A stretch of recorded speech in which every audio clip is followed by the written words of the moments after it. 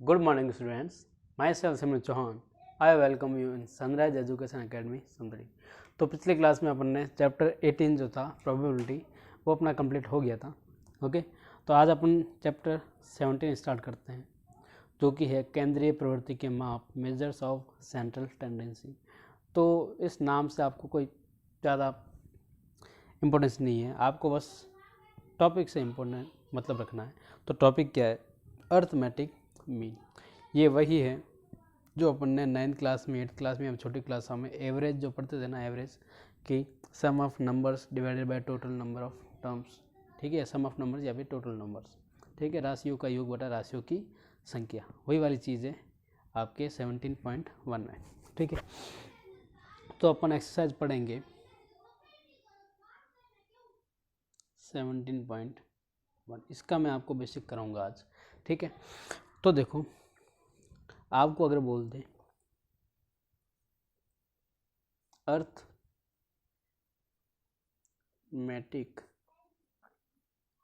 Mean या फिर average या फिर सिंपल बोल दे मीन. ठीक है, तो उसका मतलब एक ही है.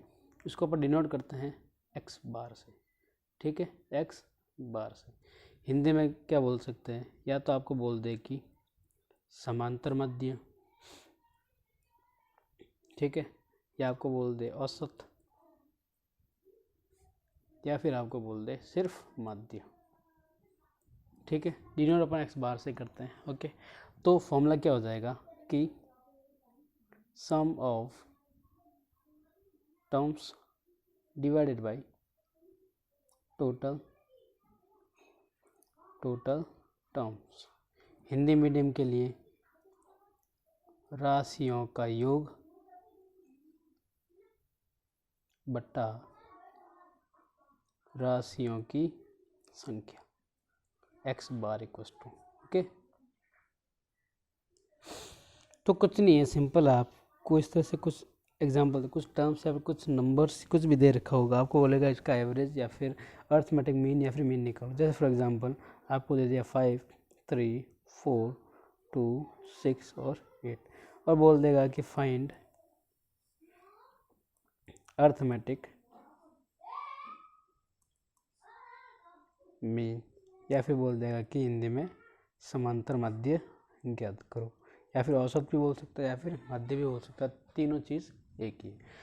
इसका एक और शॉर्ट फॉर्मूला होता है. एक्स बार को इस तरह से लिखते हैं sigma X upon N. Sigma X का मतलब वही है सम ऑफ टर्म्स या फिर राशियों की संख्या, और एन का मतलब भी वही है कि टोटल नंबर ऑफ टर्म्स या फिर राशियों की संख्या कितनी है. ठीक है, तो इसको मैं शॉर्ट में आप कैसे लिख सकता हूँ?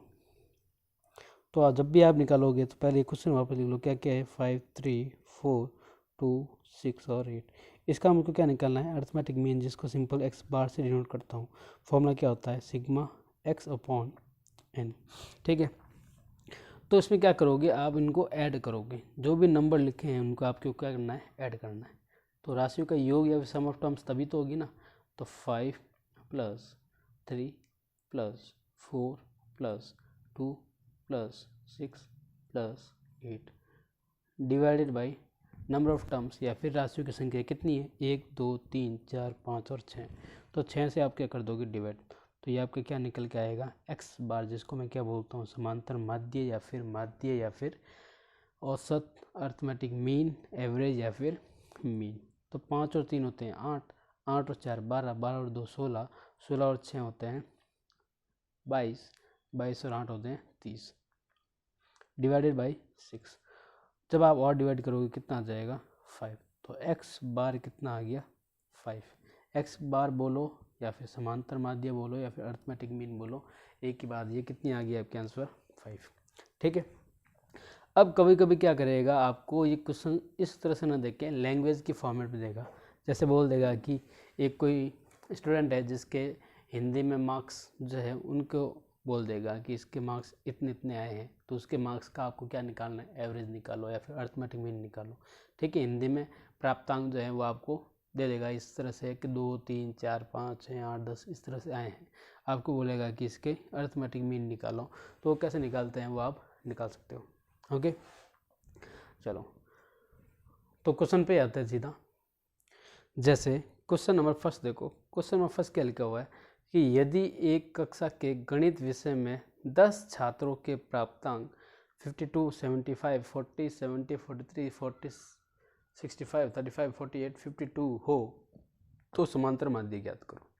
इंग्लिश मीडियम के लिए मैं ट्रांसलेट कर लेता हूँ कि एक कोई क्लास है जिसके मैथ्स में 10 स्टूडेंट्स जो हैं उनके मार्क्स आपको दे रखे हैं, 10 स्टूडेंट हैं उनके आपको मार्क्स दे रखे हैं।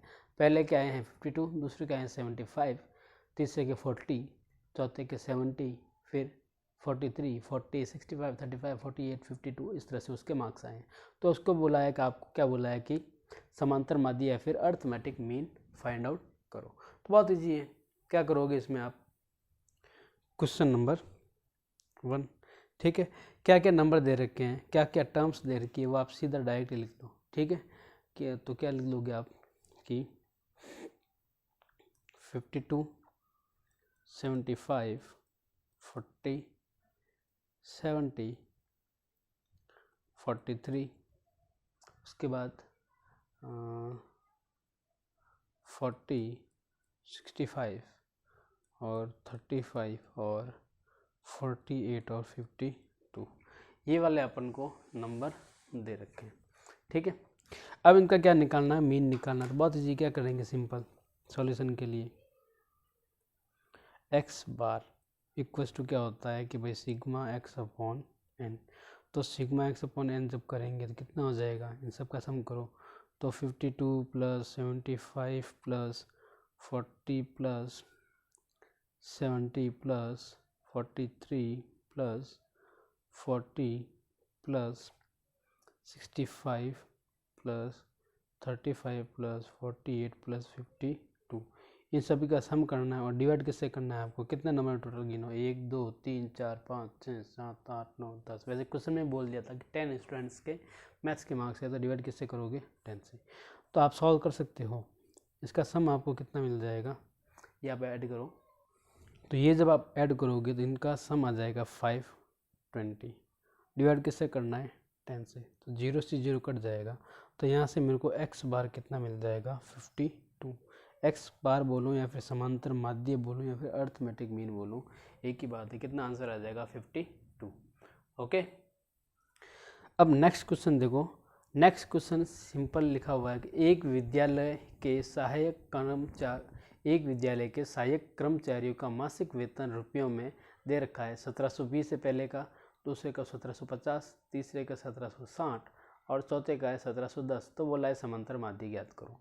अब एक कोई स्कूल है जिसमें जितने भी टीचर्स जो हैं उनकी सैलरी दे रखी है, 4 टीचर्स हैं उनकी सैलरी दे रखी है।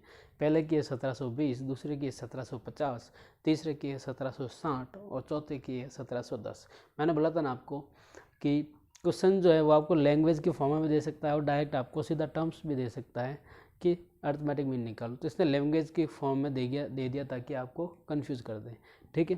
तो कंफ्यूज होना नहीं है।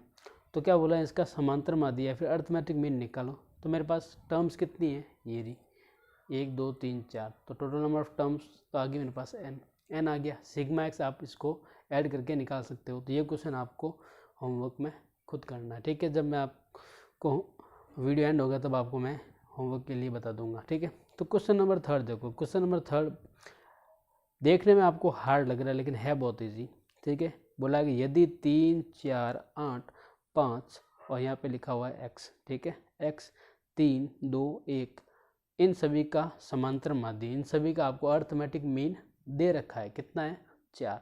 तो बोला है कि ये जो x जो था ना बीच में, इसकी वैल्यू क्या होगी ये आपको बतानी है। तो देखो बहुत सिंपल, अभी करा देते हैं। तो क्वेश्चन क्या था, क्वेश्चन नंबर था मेरे पास ये 3, ठीक है। क्वेश्चन नंबर 3 में लिखा हुआ है कि भाई 3 4 8 5 x 3 2 1, इन सभी के लिए मेरे को क्या दे रखा था, इन सभी के लिए मेरे को x बार दे रखा है, मतलब समांतर माध्य x बार ही होता है। वो कितना दे रखा है आपको, 4 बोला है। तो बोला है कि फाइंड, मैं क्वेश्चन पूरा नहीं लिख रहा, ठीक है, फाइंड x कितना होगा ये मेरे को निकालना है, x की वैल्यू कितनी होगी ये मुझे निकालना है, x का मान मुझे निकालना है। ये जो भी गिवन डाटा था मैंने क्वेश्चन में लिख लिया। तो सॉल्यूशन क्या करोगे, हमको पता है कि एक्स बार इक्वल टू क्या होता है कि भाई सिग्मा एक्स अपॉन एन होता है। एक्स बार कितना गिवन है 4। अब सिग्मा एक्स कैसे निकालते हैं, इन सभी को सम करके, तो करो सम 3 + 4 + 8 + 5 + x + 3 + 2 + 1 डिवाइडेड बाई कितने टर्म्स है ये, 1 2 3 4 5 6 7 8, कितने हैं 8।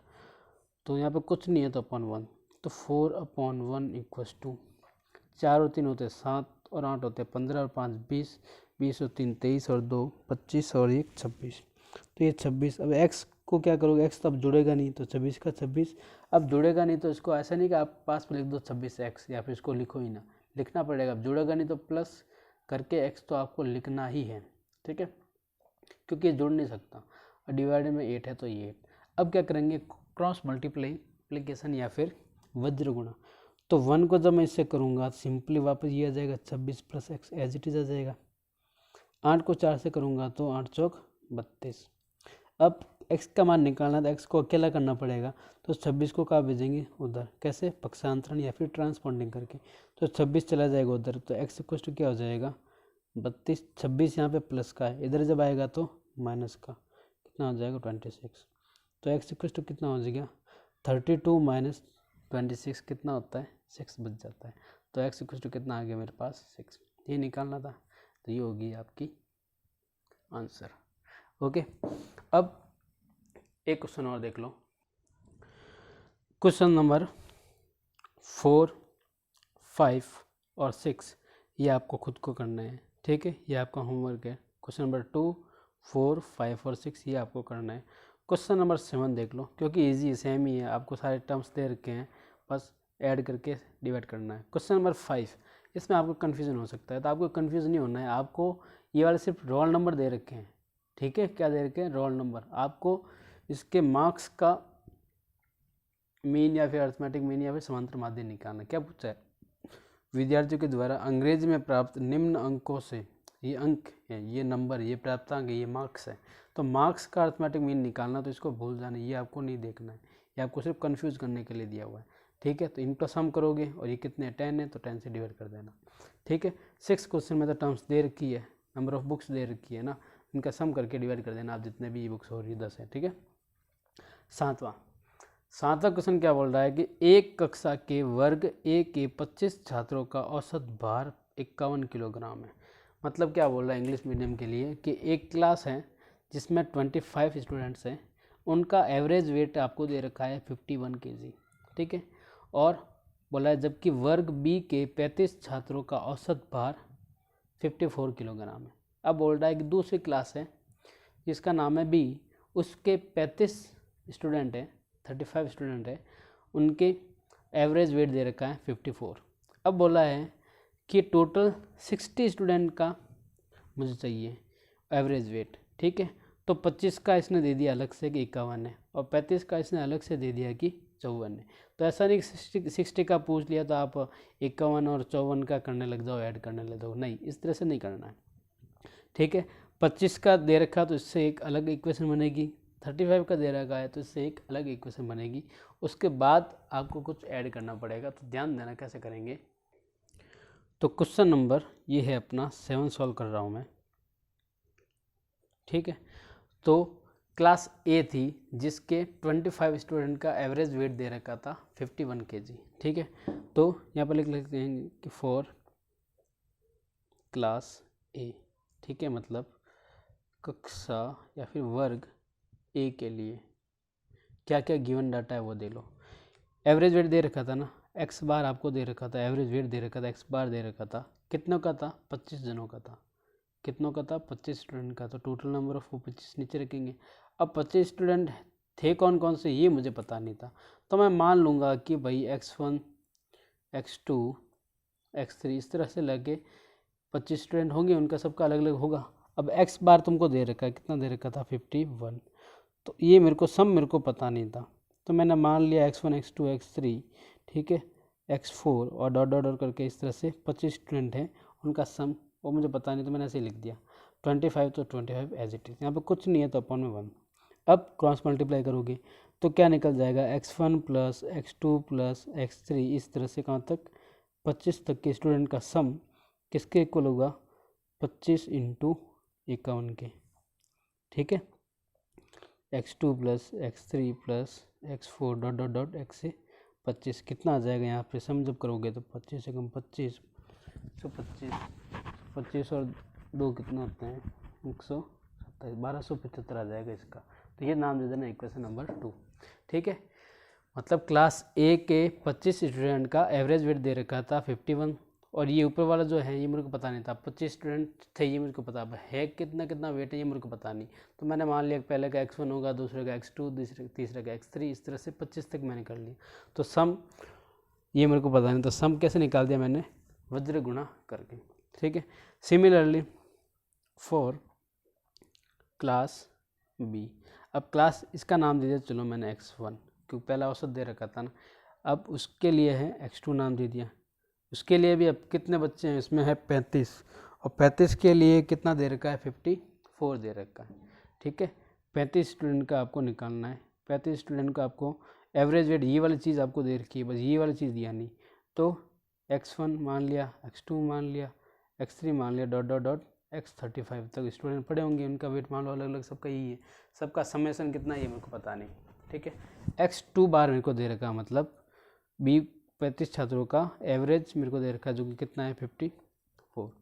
तो यहाँ से x1 plus x2 plus x3 dot dot dot x35 और डिवाइड में क्या है 35, यहाँ पे कुछ नहीं है तो 1, जैसे इसमें किया था वैसे इसमें करेंगे, क्रॉस मल्टीप्लाई करेंगे, वज्र गुणा करेंगे, तो ये चीज़ तो वापस आ जाएगी और ये दोनों क्या हो जाएगा मल्टीप्लाई। ओके, तो x1 प्लस x2 इस तरह से 35 तक का सम कितना हो जाएगा कि 54 तो था, इनटू में कितना लिखेंगे 35।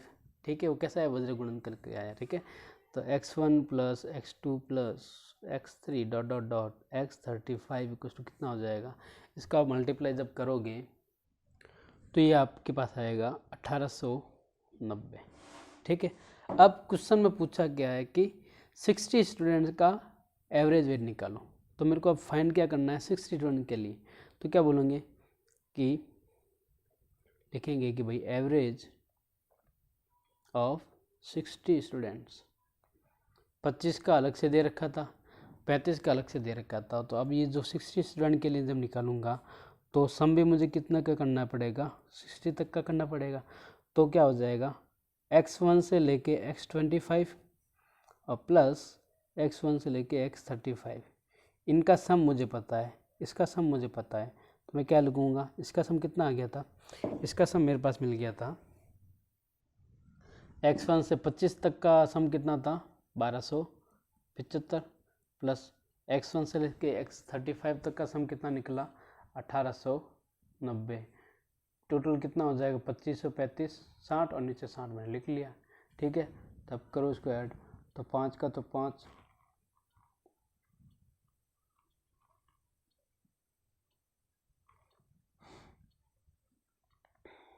ठीक है, ये वाला आ जाएगा अपना 60 स्टूडेंट का एवरेज। इसको आप आगे भी सॉल्व कर लेना, पॉइंट में भी आ सकता है। ओके, तो ये आपका आ जाएगा 60 स्टूडेंट का एवरेज वेट। ओके, अगर समझ में नहीं आया है तो ये वाला क्वेश्चन वीडियो में वापस आप देख सकते हो। ओके, तो क्वेश्चन नंबर 7 हो गया। क्वेश्चन नंबर 8 देखो क्या लिखा हुआ है कि 5 संख्याओं का औसत 18 है। जैसे इसमें दिया हुआ था ना 25 छात्रों का औसत 51, उसी तरह 5 छात्रों का 5 संख्याओं का औसत दे रखा है 18। 5 नंबर होंगे, वो कुछ भी हो सकते हैं। जैसे मैंने x1 से लेकर x25 तो माना था, आपको इसमें 5 मानने पड़ेंगे x1 से लेकर x5 तक। अब बोला यदि एक संख्या हटा दी जाए, बोला है कि अगर एक नंबर रिमूव कर दें तो एवरेज कितना हो जाता है 16 हो जाता है। तो बोला है कि जो रिमूव किया है वो वाली संख्या बताओ, जो हटाई गई है वो संख्या मेरे को बतानी। तो वापस से देख लो, 5 संख्याओं का औसत तुमको दे रखा है, 5 नंबर्स का एवरेज दे रखा है 18। अब बोला एक नंबर हटा दूँ तो मेरे पास वो कितना बन जाता है एवरेज 16 बन जाता है। तो रिमूव्ड नंबर या फिर हटाई गई संख्या ज्ञात करो। तो देखो क्वेश्चन नंबर 8, ठीक है, क्या बोला है 5 नंबर्स हैं उनका एवरेज दे रखा है। तो मान लिया कि मेरे पास 5 नंबर कितने, let 5 numbers are let 5 numbers are, वो 5 नंबर कौन कौन से हैं, मान लिया मैंने x1 x2 x3 x4 और 5 x5, ठीक है, ये 5 नंबर है, उनका एवरेज दे रखा है, मतलब x1 बार आपको दे रखा है, कितना दे रखा है, 18 दे रखा है, तो जो दे रखा है उसके हिसाब से करते जाओ। तो x1 बार इक्वल टू मैं क्या लिख दूंगा, क्या होता है 5 नंबर का बोला है ना, तो 5 नीचे आ जाएगा, इनका सम भी करना पड़ेगा, तो ये रहे मेरे पास number, plus x2 plus x3 plus x4 plus x5, ठीक है, इनका एवरेज आपको कितना दे रखा है, 18 दे रखा है, x1 plus x2 plus x3 plus x4 plus x5 divided by 5, यहाँ पे कुछ नहीं है तो 1। तो यहाँ से जब मैं वही वाला क्वेश्चन है पिछले की तरह, जब मैं क्रॉस मल्टीप्लाई करूँगा तो 5 नंबर का मेरे पास सम आ जाएगा, क्या आ जाएगा, 5 नंबर्स का मेरे पास सम आ जाएगा, 18 5 जा कितना होता है 90, ठीक है, यहाँ से मुझे एक नंबर एक इक्वेशन मिली। अब क्वेश्चन में क्या बोला कि एक नंबर में अगर हटा दूँ, तो एक नंबर जब मैं हटाऊँगा तो कितने नंबर बच जाएंगे, 4, कितने नंबर बच जाएंगे 4, और क्वेश्चन में बोल रहा है कि एक नंबर में जब हटा देता हूँ तो यहाँ पर पहले लिखूँगा अकॉर्डिंग टू क्वेश्चन, ठीक है, प्रश्न के अनुसार, प्रश्नानुसार क्या बोल रहा है, एक नंबर अगर मैं हटा दूँ तो एवरेज कितना हो जाता है 16 हो जाता है, मतलब एक नंबर हटाने पर x2 बार कितना हो जाएगा, दूसरा वाला जो बार है वो कितना हो जाएगा 16, ठीक है, तो एक नंबर में हटा देता हूँ, तो चलो x2 बार में क्या लिखूँगा, अब कितने बच गए, 5 तो पहले थे, अब 4 बच गए, तो हटाया कौन सा मैंने, ये मैंने मान लो हटा दिया मैंने, x5 मैंने हटा दिया, तो मैंने 5 अब लिखा नहीं है, ठीक है, पहले x5 था, अब इसको मैंने हटा दिया तो ये 4 बच गए, और x5 मैंने अब लिखा ही नहीं, हटा दिया। अब x2 बार कितना दिया हुआ 16, तो ये हुआ 16, ठीक है, अब वापस वही 2 plus x3 plus x4 divided by 4, यहाँ से क्या निकल के आ जाएगा मेरे पास, यहाँ से निकल के आ जाएगा मेरे पास x4 तक का सम, 16 चौक कितने होते हैं 64, ये हो जाएगी इक्वेशन नंबर 2। अब बोला है कि हटाया गया नंबर, किसको हटाया मैंने, x5 को हटाया, तो ध्यान दो इधर x1 से x4 कितना है, इनका सम कितना दे रखा 64, तो ये जो वैल्यू उठा के मैं यहाँ पर रख दूंगा, तो इसकी जगह कितना लिख दूंगा मैं 64, तो x5 अकेला बच जाएगा, और 64 को उधर भेज दूंगा तो 90 माइनस 64, ये अपने पास आंसर आ जाएगा, ओके। तो इक्वेशन 1 क्या थी मेरे पास, इक्वेशन 1 मेरे पास ये थी कि x1 plus x2 plus x3 plus x4 plus x5 equal to कितना था कि 90, ये थी मेरे पास इक्वेशन नंबर 1। और इक्वेशन 2 क्या आई थी कि x1 plus x2 plus x3 plus x4 equal to आया था मेरे पास 64, ठीक है। तो अगर मैं इक्वेशन 2 की वैल्यू इक्वेशन 1 में रख दूँ, ठीक है, ये मतलब x1 से लेके x4 तक की वैल्यू का सम कितना दे रखा 64, तो क्या लिख सकता हूँ मैं इसको, ये अगर मैं इसमें डाल दूँ तो क्या हो जाएगा 64 प्लस x5 इक्वल्स टू 90, यहाँ से यहाँ तक को मैंने क्या लिख दिया 64, यहाँ से यहाँ तक को मैंने क्या लिख दिया 64, तो 64 का 64 प्लस x5 इक्वल्स टू 90, तो x5 इक्वल्स टू कितना आ जाएगा 90 माइनस 64, x5 इक्वल्स टू कितना आ जाएगा 90 माइनस 64 कितना होता है, कितना आ जाएगा 26, ठीक है, तो आंसर कितना हो जाएगा, हटाया गया नंबर या फिर रिमूव नंबर x5 को हटाया था उसकी वैल्यू कितनी होगी 26, ओके। क्वेश्चन नंबर 9 जो है वो भी सेम टू सेम इसकी तरह ही है, तो क्या बोला है इसमें क्वेश्चन में ध्यान देना। अब पहले यहाँ पे 5 संख्याओं का दिया था, उससे पहले 25 छात्रों का दिया था, अब यहाँ पे बोला 13 संख्याओं का औसत दे रखा, 13 संख्याओं का माध्य दे रखा 24। अब बोला है कि प्रत्येक संख्या में 3 जोड़ दिया जाए तो नए माध्य में क्या परिवर्तन होगा, तो नया माध्य कितना आएगा वो आपको निकालना है, ठीक है। तो ध्यान दो इधर, ठीक है, 13 संख्या दे रखी है, उसका औसत आपको दे रखा है, उसका एवरेज आपको दे रखा है, बोला हर एक नंबर में 3 जोड़ दिया जाए, तो जैसे इसमें 5 संख्या के लिए मैंने 5 माना था, x1 से लेकर x5 तक माना था, उसके लिए 13 संख्याओं के लिए क्या मानोगे, x1 से लेकर x13 तक संख्याएं मान लोगे। तो देखो इधर क्वेश्चन कि लेट 13 नंबर्स और कौन कौन से हैं, मान लिया मैंने x1 x2 x3 x4, इस तरह से कौन कौन से नंबर है 13 तक मेरे पास नंबर पड़े हैं, उनका एवरेज दे रखा है, मतलब x बार तुमको दे रखा है, ठीक है, कितना दे रखा है वो है आपके पास 24, ठीक है। तो x बार का फॉर्मूला होता क्या है, x बार का फॉर्मूला होता है मेरे पास कि किस कितना का दे रखा, 13 का दे रखा, तो 13 का सम भी करना पड़ेगा, तो सम मैं कर दूंगा इन सब का x 13 तक डिवाइडेड बाई 20 डिवाइडेड बाई कितने का किया, 13 का किया ना, तो x बार कितना था 24 इक्वल्स टू x1 से लेके x 13 का सम डिवाइडेड बाई 13 डिवाइडेड बाई 1। ठीक है, अब वही वाला तरीका जो अपन कर रहे थे, x1 plus x2 plus x3 cross multiply किया ना अपन ने, तो 24 इंटू 13, तो यहाँ से एक इक्वेशन निकल के आएगी x1 plus x2 plus x3 dot dot dot x13। यहाँ पे जब मल्टीप्लाई करोगे कितना आ जाएगा आपके पास 52, 26 और 5 होते हैं 31, 312, ये होगी इक्वेशन नंबर 2।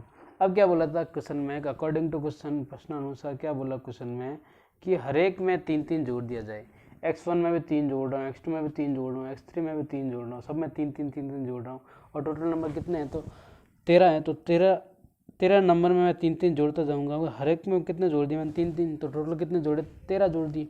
ठीक है, तो अब मेरे पास जो नया वाला जो x बार आएगा, इसको मैंने 1 इसको 2 दे देता हूँ, तो क्या होगा नए वाले में हर एक में मैंने क्या जोड़ा है 3 जोड़ा है, हर एक में मैंने 3 जोड़ा है। ठीक है, तो टोटल मैंने कितने जोड़ दिए 39 मैंने जोड़े हैं, हर एक में 3 जोड़ूंगा तो 13 कितना होता है 39 डिवाइडेड बाई 13 नंबर ही ये 13, तो x2 बार बोल रहा कितना आएगा। ठीक है, तो x1 से x13 का सम तो मेरे पास कितना था 312 लिख दिया, प्लस 39 बट्टा 13, इसकी वैल्यू मेरे पास है कितनी है, यहाँ पे देखो ये रही 312। अब सम करो तो 9 और 2 कितने होते हैं 11, 3 और 1 4 1 5, 3 और 3 13 का डिवाइड जा रहा है क्या इसमें, 13 का डिवाइड जाएगा यहाँ पे 27 टाइम्स। ठीक है, तो x2 बार मेरे पास ये आ जाएगा। अब बोला कि चेंजेस कितना हुआ, तो x2 बार में से x1 बार आप माइनस कर दो, x2 बार कितना था 27, x1 बार कितना है 24 जो गिवन था, तो कितना का चेंजेस आया 3 का यहाँ पे चेंजेस आ गया। ओके, तो क्वेश्चन नंबर 10 ये भी इसी की तरह है, ये क्वेश्चन नंबर जो 8 अपन ने किया था ना उसकी तरह है। तो क्वेश्चन नंबर 10 भी आपको होमवर्क में करना है, तो होमवर्क में आपको क्या क्या करना है वो आप नोट डाउन कर लो। होमवर्क में क्वेश्चन नंबर 2, क्वेश्चन नंबर 4, 5, 6 और क्वेश्चन नंबर आपको करना है 10। ठीक है, क्वेश्चन नंबर 10, बाकी मैंने क्वेश्चन आपको करा दिए। और क्या करना है, रिवीजन करना है। और क्लासेस आपकी स्कूल में लग रही है तो आप स्कूल में आओ और पढ़ो तो ज़्यादा अच्छा रहेगा और ज़्यादा अच्छे से समझ में आएगा, है ना। तो और रिवीजन आप करते रहना, डाउट अगर हो तो आप स्कूल में आ सकते हो और पर्सनली मुझे मैसेज करके पूछ लेना कि सर इसका क्या सोल्यूशन होगा, तो मैं आपको जैसे होगा मैं आपको बता दूंगा। ओके, तो आप पढ़ाई करते रहना और रिवीजन आपको टाइम टू टाइम करते रहना है। Okay, thank you.